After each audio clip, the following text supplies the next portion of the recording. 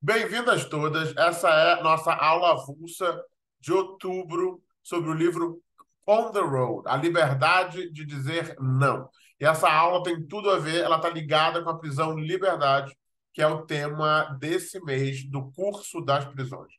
E vamos lembrar que aqui a gente tem liberdade de um jeito bem diferente. Quando eu falo liberdade, eu acho que muita gente entende que liberdade é liberdade para eu dar vazão aos meus desejos. Mas se você só quer liberdade para dar vazão aos seus desejos, você vai ser prisioneiro desse desejo, né? Você vai ser como um barco à vela que é soprado pelo vento para cá ou para lá. Isso não é liberdade. Você está sendo pautado pelo vento. Quando eu falo de liberdade, é liberdade dos nossos desejos, não liberdade para realizar meus desejos, esses desejos que me controlam e que me pautam, mas liberdade desses meus desejos.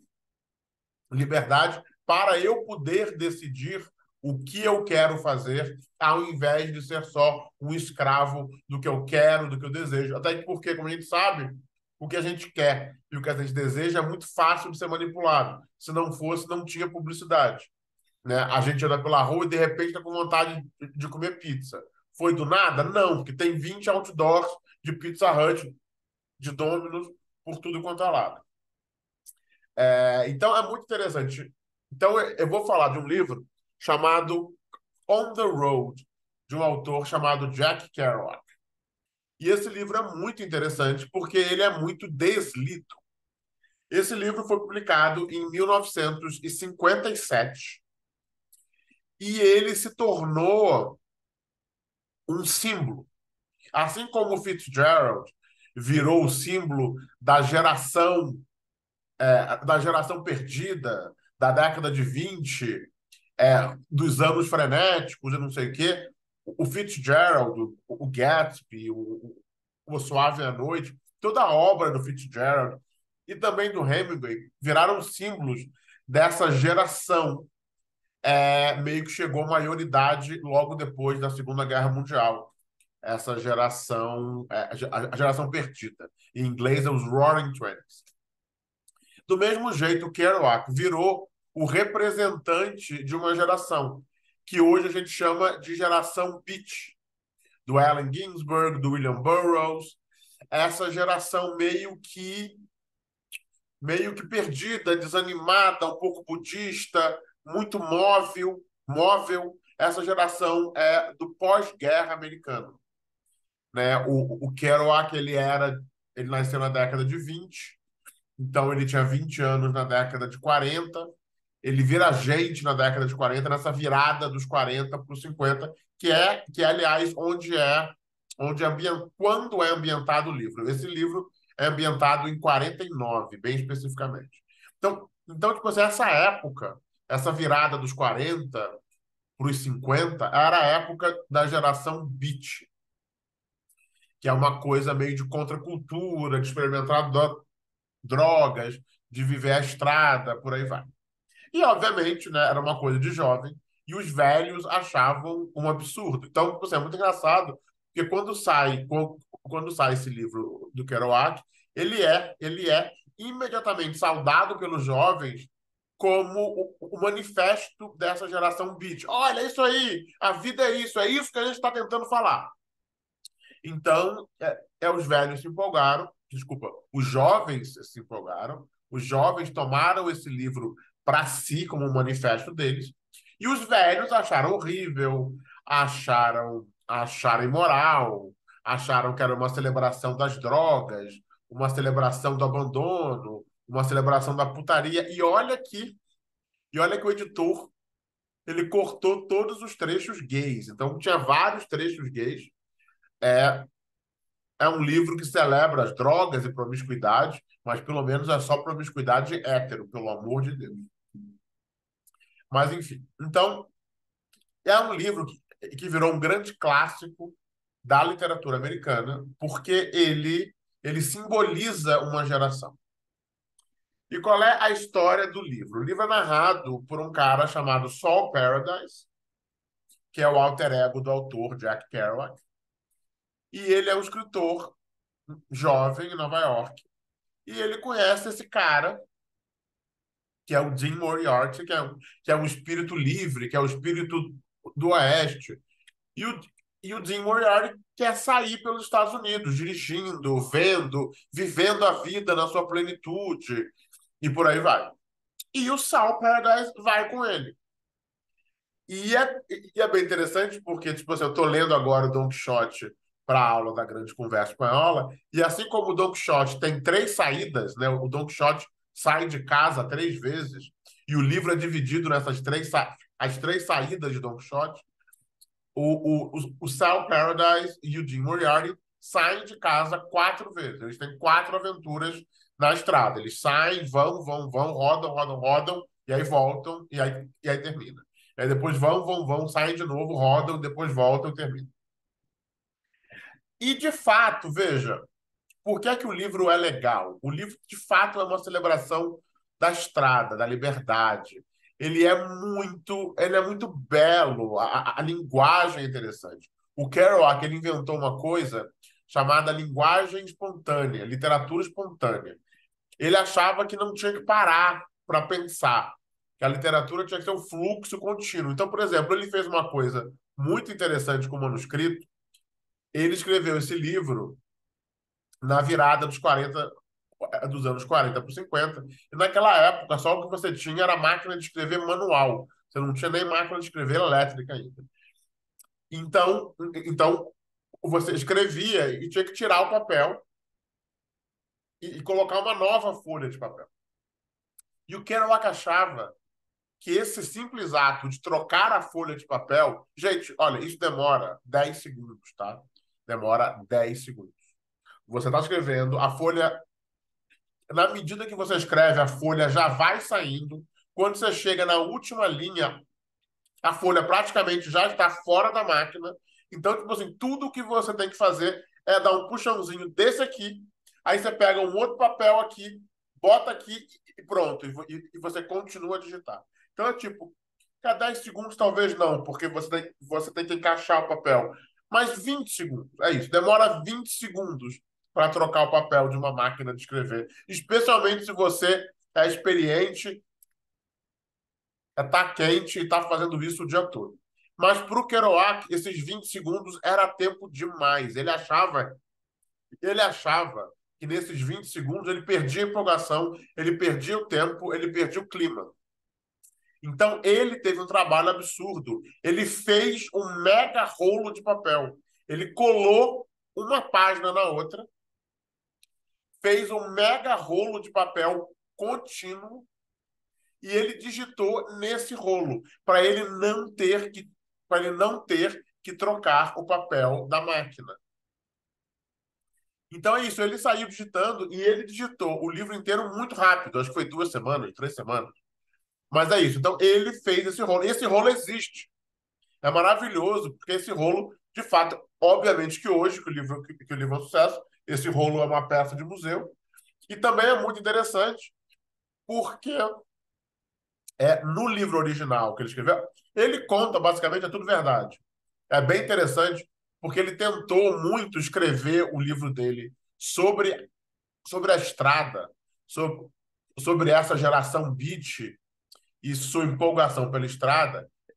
Ele tentou escrever esse livro inventando histórias, inventando um enredo. Só que ele ficava travado, ficava travado. Aí ele falou: foda-se, eu vou contar o que realmente aconteceu. Eu vou contar a minha história. Então, nesse manuscrito original, que, de novo, é um rolo contínuo de sei lá quantos metros de papel, a história é real, com os nomes reais de todo mundo. Inclusive os casos gays da galera. E aí, quando o livro foi ser editado, a editora editou muito. A editora não só tirou tudo que era de homossexualismo, como tirou todos os nomes reais, porque tinha medo de levar um processo, e impôs várias outras mudanças. E aí é interessante, porque como o livro fez um sucesso absurdo, eu vou falar nisso daqui a pouco, o manuscrito original foi publicado. Então, se você hoje chega numa livraria americana, aqui no Brasil também, você consegue ou comprar o On the Road como saiu naquela época, que é a versão editada, bem comportada e por aí vai. Ou você consegue comprar o On the Road manuscrito do rolo original, como saiu da mão do Kerouac pela primeira vez, com todos os nomes reais, com todos os casos gays, com tudo. Então hoje você consegue ler os dois. Mas em suma, então Kerouac é perseguindo essa questão, esse novo estilo que ele achava importante da literatura da literatura espontânea, ele fez esse rolo, escreveu esse texto. É um texto poderosíssimo, é um texto muito legal. Ele é poético, ele tem uma energia, ele tem uma intensidade, ele tem uma paixão pela vida que é de fato muito rara na literatura. Então, tipo assim, talvez o Kerouac não fosse tão doido assim mesmo. Talvez esse tesão pela vida se perdesse na troca de página. É talvez porque ele fez esse rolo, né, esse rolo contínuo, o livro dele, de fato, tem um tesão pela vida é sedutor. Você lê aquilo e você fala, caralho, que coisa incrível.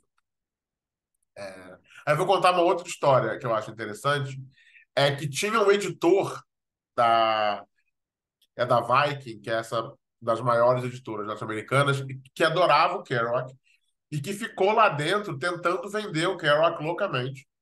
Só que né, era um livro difícil, era um livro estranho, era um livro cheio de putaria, era um livro de um cara super jovem que ninguém conhecia. Então, esse editor, que é o Malcolm Crowley, ficou anos e anos tentando convencer o pessoal lá dentro a publicar o Kerouac. E aí, tipo assim, como ele não conseguia, ele começou a dar ideia. Então, por exemplo, ele pegava um trecho do livro e publicava como conto numa revista. E aí, tipo assim, quando o conto fez sucesso, aí ele conseguiu usar isso para convencer o chefe dele.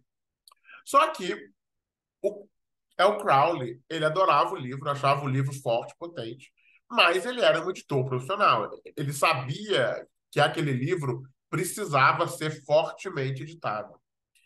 E é isso, mesmo a graça do livro e mesmo o tesão do livro sendo essa força contínua da prosa do Kerouac, o Crowley sabia que daquele jeito não era factível, não era comercial. Então, o Crowley mudou o livro, mexeu o livro todo e não falou para o Kerouac, porque o Kerouac era todo artistinha e não queria que mexessem na obra dele. Então, o Kerouac não viu. O Kerouac só viu o quanto que o Crowley tinha mexido no livro dele quando chegou a cópia e já era tarde demais. Ele gritou, ele esfumou, ele ficou puto, ele se sentiu traído, e foi traído mesmo. Se sentiu traído, mas não tinha o que fazer. Ele falou: olha, desculpa, como estava, a gente não queria publicar. Ou é isso ou não é nada. E aí o Kerouac queria mandar recolher, queria mandar queimar, estava puto. Só que o livro foi um sucesso tão absoluto que o Kerouac aceitou. Mas o que é interessante é que ele pegou um ódio ao Crowley a vida inteira. E vou te dizer, Crowley, vou te dizer, correto, né? O Crowley não poderia ter publicado o livro com mudanças sem o Kerouac ter aprovado. Mas é que o Crowley amava o livro e ele sabia que o Kerouac não ia aprovar. Porque o Kerouac era muito ególatra e muito jovem também, né? Ele acreditava na pureza das palavras que saíam, do não sei o quê. E o que eu acho interessante é que o Kerouac, é que o On the Road fez um sucesso absurdo. O Kerouac virou um dos grandes autores americanos do dia para a noite. E aí, todas as editoras começaram a brigar pelo Kerouac. E ele, como estava cacifado, ele falava: olha, você pode publicar o meu livro, desde que você não mude uma vírgula. Saiu de mim assim, e o Kerouac era místico também. Então, tipo assim, ele andava pela estrada numa vibe mística, de experiência com transcendental. Então, ele de fato achava que o texto, do jeito que saía dele, tinha uma coisa meio misteriosa, meio poderosa, que havia um poder ali que se perdia quando um outro cara qualquer, com objetivos comerciais, enfiava a mão no texto maravilhoso dele. Então, é o Kerouac. nos outros livros, que não On the Road. Ele já tinha cacife o suficiente para não deixar ninguém editar. Falou, amigo, desculpa, a sua editora quer publicar um novo livro do Kerouac, o grande autor de On the Road? Ok, não pode mudar uma vírgula. Não, mas essa vírgula aqui está claramente errada. Não pode. E eu vou dizer, é, eu amo muito o Cowley, Malcolm Cowley, o editor. Por quê? Porque eu acho que o resto da obra do Kerouac é ruim. Eu acho que autor precisa de editor. Eu acho que editor não é figurante. Eu amo muito todas as pessoas que editaram meus textos e que fizeram eles falarem melhor o que eles estavam tentando falar. E você vê o valor do Cowley, porque o On the Road, como o Cowley editou, é um puta livro maravilhoso, é um clássico da literatura americana. Os outros livros que o Kerouac escreveu, que ninguém mexeu, que foram publicados como o Kerouac escreveu, veja, não é que são ruins, eles têm esse tesão, essa força, mas eles são tortos, eles são mal editados. É isso, entende? Parece um rascunho que ninguém mexeu ainda, parece um rascunho promissor, mas não parece que está pronto. Então é isso, eu acho que uma coisa que o Kerouac me ensinou é o poder de um grande editor, de um bom editor. Porque é isso, Kerouac é uma obra-prima. Desculpa, On the Road é uma obra-prima, porque porque é a junção da genialidade do Kerouac com o profissionalismo editorial do Cowley. O resto da obra do Kerouac não é bom, porque tem só o gênio do Kerouac, mas não tem ninguém para colocar a mão e falar: olha, isso aqui tem que sair, isso aqui foi demais. Não, peraí, calma, isso aqui também não. Então é isso, sabe?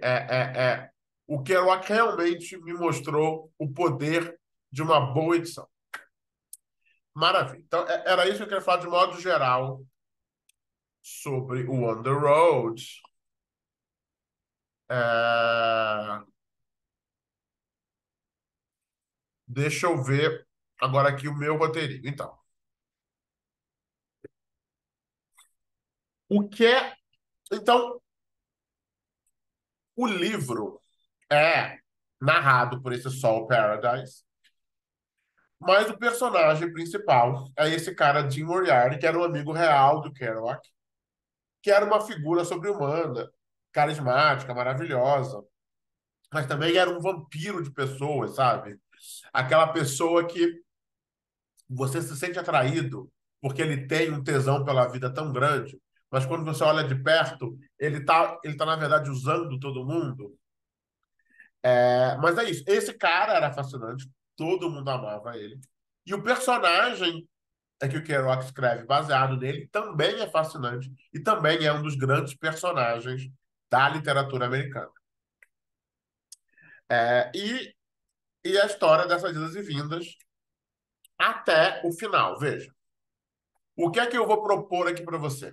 Que ao contrário do que muita gente pensa, on the road, na estrada, em português é na estrada, estou chamando de on the road esse tempo todo. On the road não é uma celebração da estrada. Se fosse, o livro ia terminar com todo mundo dirigindo alegremente pelo país. On the road é a história de um não. On the road é a história de como que o Sal Paradise, o narrador, como que ele amadureceu e como que ele finalmente aprendeu a dizer não. Tem um autor que eu gosto muito, chamado Hanif Kureish. Ele tem esse nome, mas ele é britânico, né? E ele fala assim, a coisa mais cruel que se pode fazer com Kerouac é relê-lo aos 38. E veja, eu li o On the Road com 29, eu reli com 38, reli de novo hoje, e vou te dizer, não é verdade.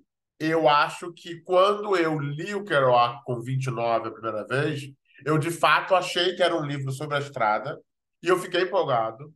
E vou te dizer que dos meus 29 aos 45, eu vivi na estrada, eu rodei esse Brasil inteiro fazendo evento, e talvez o Kerouac tenha sido um dos responsáveis por me dar esse tesão pela estrada.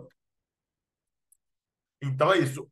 Com 29 anos, eu li o On the Road e me empolguei pelo livro e me empolguei pela estrada. Mas, relendo com 38 e relendo hoje com 50, o livro continua foda, ele continua muito bom, mas por motivos diferentes.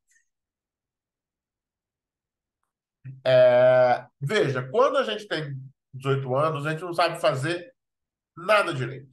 A gente não sabe ler direito, a gente não sabe nem transar direito. Mas, já que a gente não pode voltar aos 18 anos e retransar com as pessoas que a gente transou errado, imagina. Pelo menos a gente pode reler os livros que a gente leu errado. E, e aos 18 anos, ou no meu caso, aos 29 anos, quando você tá com aquele tesão de pegar um carro e sumir, é fácil ler o livro do Kerouac como uma celebração desse espírito, como uma confirmação desse espírito. Mas, calma, alguém falou alguma coisa aqui? Deixa eu ver. Alex, então tu acha a primeira edição melhor que o manuscrito original? Sim, eu acho que a primeira edição é melhor que o manuscrito original. Veja, lê primeiro como ele foi editado, bonitinho. Aí, se você gostar e achar maravilhoso, aí tu lê o manuscrito original. Mas sim, eu acho que qualquer texto fica melhor quando é editado por um editor competente que gosta do livro. Veja, tem alguns casos de livros que o editor fode com o livro. Por quê? Porque o editor é escroto, porque o editor é incompetente, porque o editor não curte o livro. Mas um livro bem editado por um bom editor que gosta do livro, que ele está lá trabalhando para fazer com que o livro fale melhor tudo o que ele tem a dizer, cara, isso é muito melhor do que o livro do jeito que saiu da mão do autor. Então, sim, eu recomendo ler a primeira edição que foi publicada, que foi editada. Então, quando a gente relê o On the Road depois de velhos, né, depois que a vida já sugou nosso espírito e nossa energia, eu acho que fica fácil a gente olhar com pena, a gente olhar com condescendência para essa nossa persona de 18 anos, né? A gente faz pouco. Eu acho muito engraçado essa condescendência de velho. É muito fácil a gente, velho e derrotado, a gente fazer pouco dos sonhos e esperanças que a gente tinha com 18 anos, sem se dar conta de que a gente. Será que a gente, será que a gente de fato está melhor sem esses sonhos e sem essas esperanças? Então, eu acho que nesse momento em que a gente olha para trás com condescendência para a nossa própria vida, é fácil da gente estender essa condescendência para os livros que a gente leu, para os livros que nos empolgaram, como On the Road, e usar essa condescendência para menosprezar e falar: é um livro bobo, pueril, sobre jogar tudo pro alto e pegar a estrada. Eu não tenho mais tempo para isso. Minha vida hoje é muito melhor. Tenho 3 filhos, dou casamento, tenho hipoteca da casa, trabalho 16 horas por dia, devo 10 mil no cartão de crédito. Mas se Deus quiser, se meu coração deixar, estou com uma pressão meio alta, né? Em 20 anos eu consigo me aposentar, e aí vou comprar aquela casinha lá em Guaba Grande, e aí sim, aí eu vou ser feliz. Eu vou ser feliz lá aposentado em Guaba Grande daqui a 20 anos. Não vai ser andando pela estrada, não. Porque provavelmente não vai viver 20 anos, né? Mas tudo bem. Mas o que é muito importante é que On the Road não é isso, ou não é só isso. Eu quero mostrar aqui para vocês que On the Road é mais inteligente do que isso. Eu acho que ele se presta a ser lido como somente uma celebração por jogar tudo pro alto e pegar a estrada, sim. Talvez até tenha sido isso que o Kerouac escreveu, mas o livro sobreviveu no cânone e virou um clássico porque ele é mais que isso. Veja, eu acho que talvez o Kerouac só tenha de fato querido escrever um livro sobre jogar tudo pro alto e pegar a estrada. E talvez os primeiros leitores jovens empolgados tenham celebrado o livro porque era uma celebração de jogar tudo pro alto e pegar a estrada. Só que eu acho que o Kerouac, como muitos grandes escritores, era mais inteligente do que as intenções dele. Eu acho que ele escreveu um livro melhor do que ele tinha a intenção de escrever. Um livro que já foi lido por 3, 4 gerações, que continuam encontrando coisas novas nele. Então, não é um livro bobo sobre largar tudo e jogar para o alto. É um livro que tem mais textura, tá? O Sal Paradise e o Jim Moriarty, que são os dois personagens principais, eles são da geração dos nossos avós e bisavós. Você vê, eu tenho 50 anos e eles são da idade dos meus avós. Para quem é um pouco mais novo, eles têm a idade dos bisavós. Nós não estaríamos aqui lendo sobre as farras dos nossos bisavós se, se esse conteúdo não dialogasse diretamente com a gente e com a nossa experiência.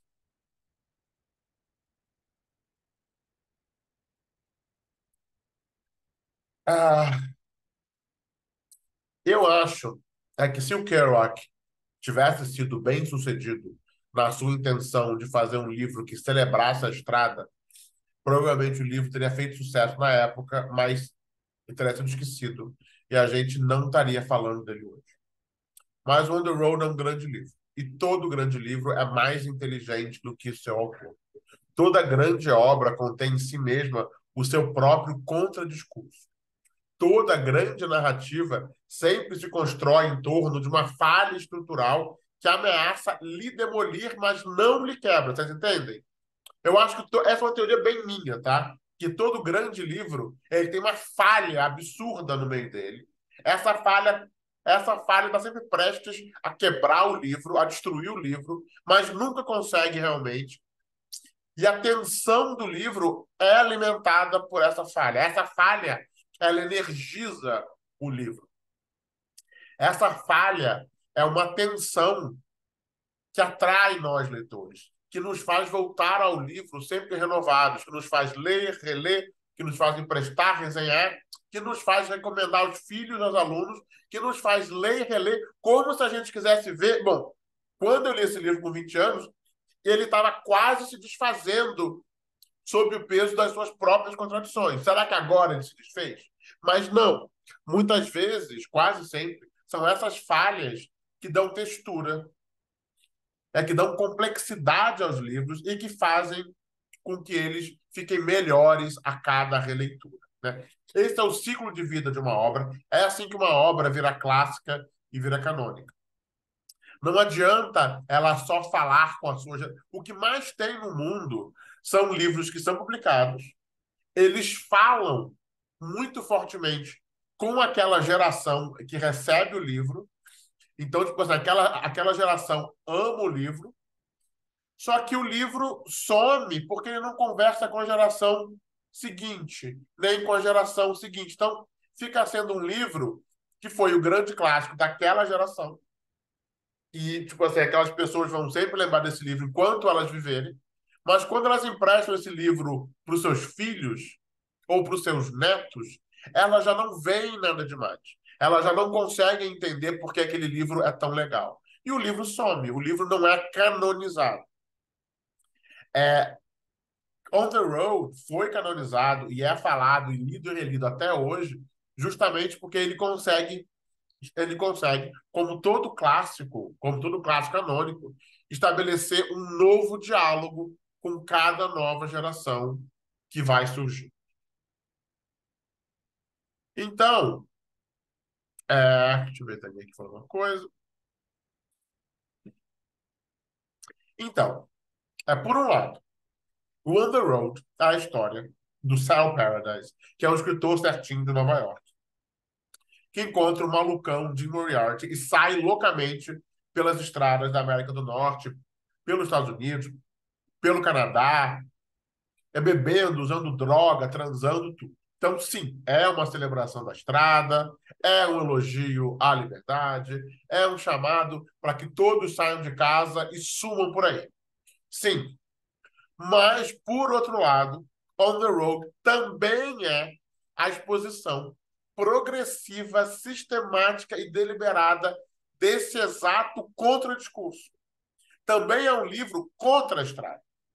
Porque o Sal, apesar dele idolatrar o Jim, até mesmo ele, que é fãzaço do Jim, vai percebendo que o Jim é um canalha, é um egocêntrico, é um narcisista que só se preocupa com ele mesmo, que usa as pessoas como se fossem objetos, e objeto é carteira, e que não tem pudor nenhum de descartá-las quando lhe dá na telha, especialmente mulheres.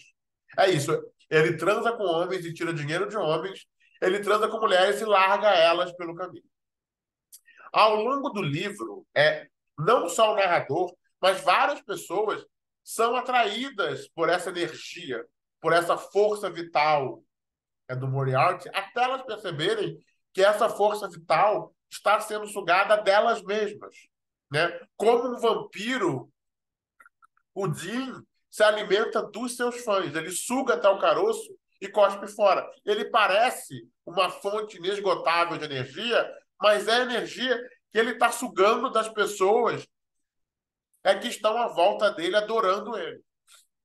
E é por isso também que o livro tem várias saídas, porque sempre chega no momento em que o Sal larga a estrada e volta para a casa da mãe dele, volta para o ambiente familiar, onde ele pode viver e trabalhar. Então o livro parece que fala que a estrada pode até ser boa, mas não por muito tempo. Alguma hora você tem que parar, voltar para casa da sua mãe, onde você tem a comidinha pronta, ficar tranquilo e respirar fundo. Porque se não fosse assim, você não conseguiria escrever, não conseguiria produzir. A sua vida iria ser gasta de forma aleatória, como o Jim gasta a vida dele. Então, o livro existe nesse movimento pendular que o Sal, o narrador, é seduzido pelo Jim, sai com ele para os Estados Unidos. Em algum momento dá ruim, ele se arrepende, volta, mas aí acontece alguma coisa, o Sal fraqueja, o Jim reaparece, chama ele e o Sal vai de novo e eles pegam a estrada, aí o Sal quebra a cara de novo, volta para casa. Então o livro tem esse movimento pendular, né? E é bem interessante porque assim como o processo de Kafka, é um livro que poderia continuar para sempre, né? Esses livros do Kafka, como o Processo e o Castelo, não é nem que eles são inacabados, eles são mais inacabáveis. Eles literalmente poderiam continuar para sempre. Na verdade, eles são eternos, né? On the Road também.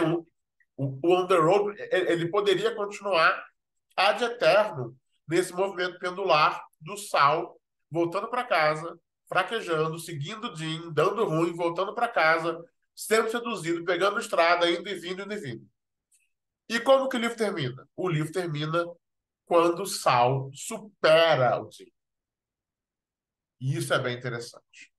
Então, vejam, quando a gente pensa em literatura e quando a gente tenta entender o que é um livro e quando a gente tenta entender que história que um livro está contando, é bem importante a gente saber,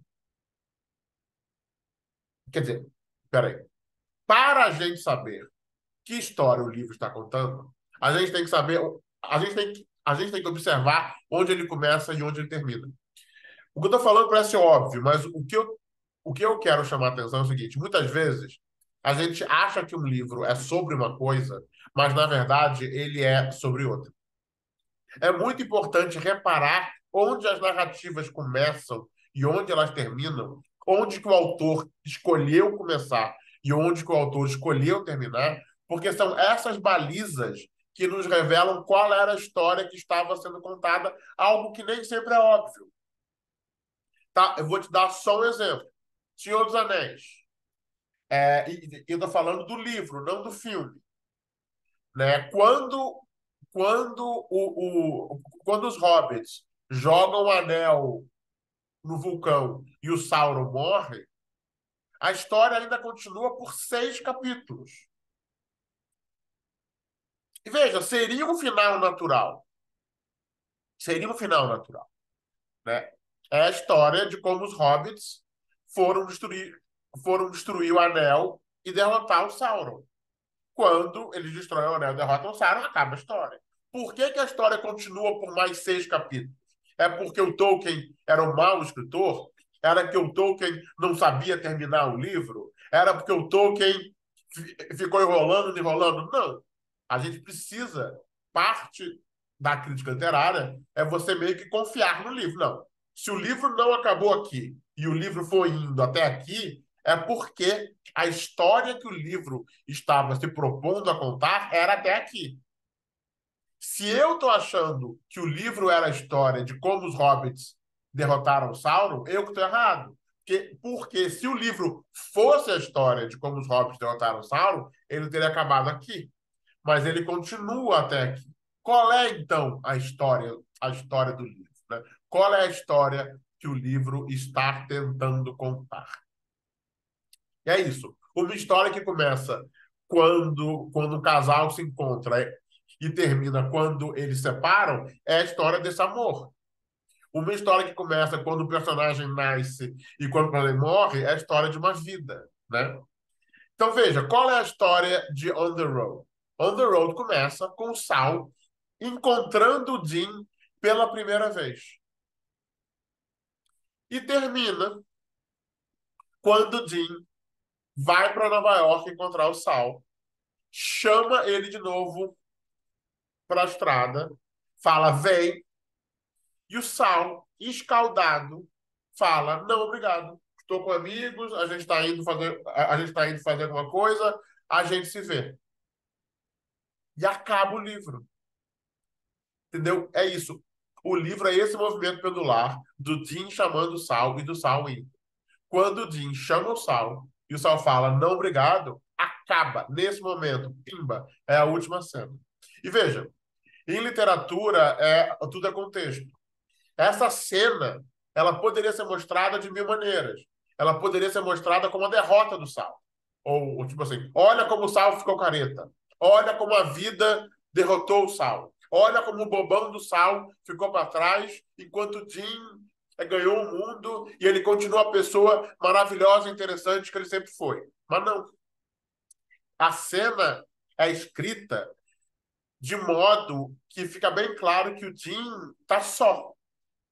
Depois de passar a vida inteira e o livro todo usando, abusando e vampirizando todo mundo, ele acabou sozinho. Enquanto que o Sal, que é o alter ego do autor e o nosso alter ego de leitor, finalmente ele está sábio o suficiente para não se deixar mais vampirizar. Ele cresceu, ele está maduro, ele aprendeu a dizer não. Ele aprendeu, olha, prisão, liberdade. Ele aprendeu que a verdadeira liberdade não é sair correndo atrás do Jim como se eu fosse um vira-lata e ele fosse uma salsicha. A verdadeira liberdade é eu poder decidir por mim mesmo onde eu quero ir e o que eu quero fazer. E agora eu quero ficar aqui com meus amigos, não quero ir atrás desse louco mais uma vez. E no momento em que o Sal cresce, em que o Sal aprende a dizer não, nesse momento o livro acaba. Ou seja, On the Road não é uma celebração da estrada, porque se fosse, de novo, o livro iria terminar com todo mundo alegremente na estrada. O livro é a história do amadurecimento do Sal. Quando o Sal fica maduro, quando o Sal aprende a dizer não, a história acaba. Então, gente, era isso que eu tinha para falar sobre On the Road. Era isso. Agora eu quero ouvir vocês. Me dá só 5 minutinhos para eu tomar um copo d'água e eu vou parar aqui a gravação e aí eu quero ouvir vocês. Essa Renata que está aplaudindo é quem? Tem muita Renata nessa aula. Vocês não botam o sobrenome, então eu fico sem saber quem é quem. É, mas eu amo esse livro e ele vale a pena. Então me deem só um segundinho e eu já volto. Vou só tomar uma água, já estou voltando.